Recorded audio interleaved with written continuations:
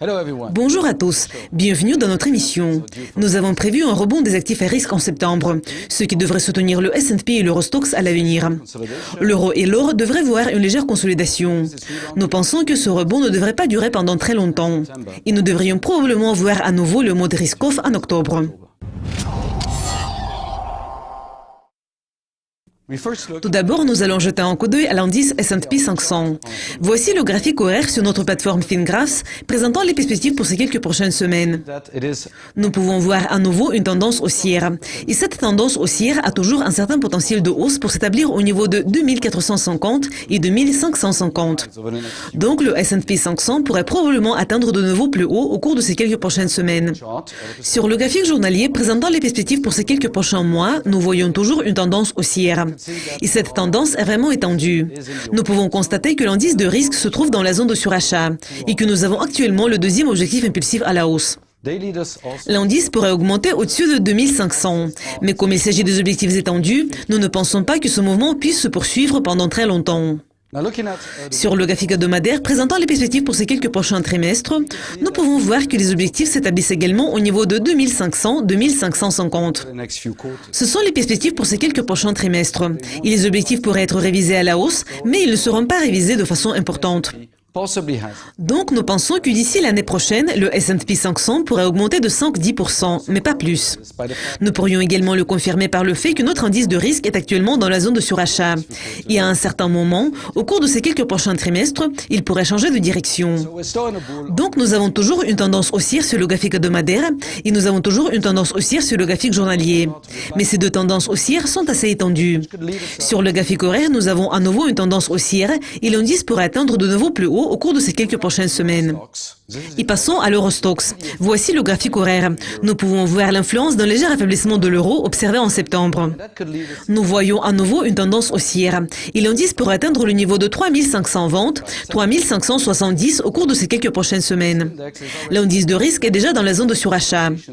Donc nous pourrions voir une légère consolidation dans un avenir proche. Mais en général, nous avons vu une hausse à la fin de septembre et la tendance haussière pourrait se poursuivre. Sur le graphique journalier, nous voyons que l'Eurostoxx connaît une consolidation à la baisse depuis le début de mai en raison du renforcement important de l'euro. Pour le moment, cette consolidation ne semble pas être terminée. Et nous pensons que l'indice de risque a toujours besoin de quelques mois pour entrer dans la zone de survente et changer de direction. Donc, nous avons vu une correction à la hausse en septembre, mais il y aura à nouveau un mode risk-off et un retest en octobre. Nous espérons que l'Eurostoxx va commencer à augmenter à nouveau à la fin d'octobre ou début de novembre. Sur le graphique hebdomadaire, il y a toujours une tendance haussière. Nous avons atteint le plus haut intermédiaire. Il y a une consolidation que nous observons depuis mai. Mais les objectifs pour l'année prochaine sont assez ambitieux. L'indice pourrait atteindre le niveau de 3500 et aller jusqu'au niveau de 4300 au cours de ces quelques prochains trimestres. Donc, sur le graphique hebdomadaire, il y a une consolidation, mais nous voyons toujours un fort potentiel d'ici l'année prochaine. Sur le graphique journalier, il y a toujours une consolidation.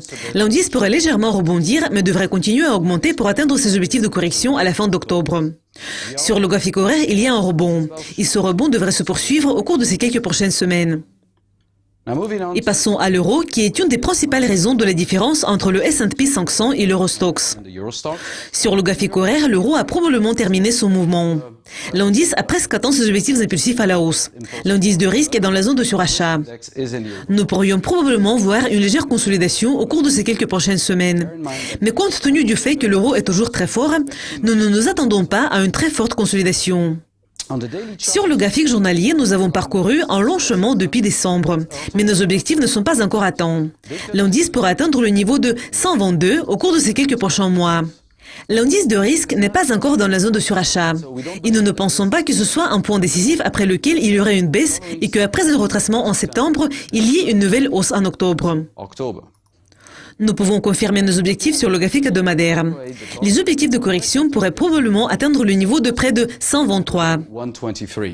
Ce sont également nos objectifs pour le mois d'octobre. Donc, l'euro connaît toujours une correction à la hausse. Et il n'a pas encore atteint le niveau de résistance de près de 123. Donc, il y a toujours une certaine marge de manœuvre. Sur le graphique journalier, la tendance ne semble pas être terminée. L'indice n'est pas encore dans la zone de surachat. Et sur le graphique horaire, l'indice a atteint le plus haut intermédiaire et pourrait voir une légère consolidation au cours de ces quelques prochaines semaines. S'il s'agit du mode risk-off, il est également intéressant de jeter un coup d'œil à l'or.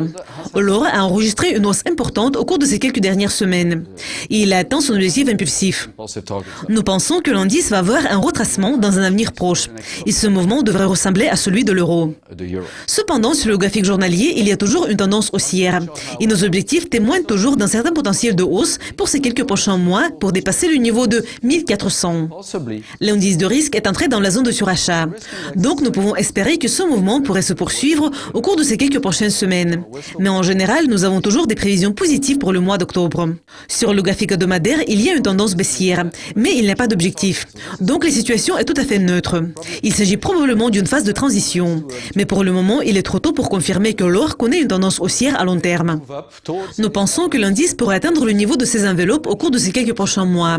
Puis, il pourrait probablement connaître un nouveau retracement d'ici la fin de l'année, le début de l'année prochaine. Pour résumer, nous pouvons dire que l'or connaît une tendance baissière. Mais cette tendance baissière est défiée par une forte tendance haussière observée sur le graphique journalier. Cette tendance haussière va probablement se poursuivre pendant ces quelques prochains mois pour atteindre le niveau d'au-dessus de 1400. Nous pourrions voir une correction intermédiaire et l'indice a atteint la zone de surachat. Cette situation est confirmée par le graphique horaire où l'indice a atteint ses objectifs et commence à connaître un retracement. Merci beaucoup d'être avec nous. Bon week-end.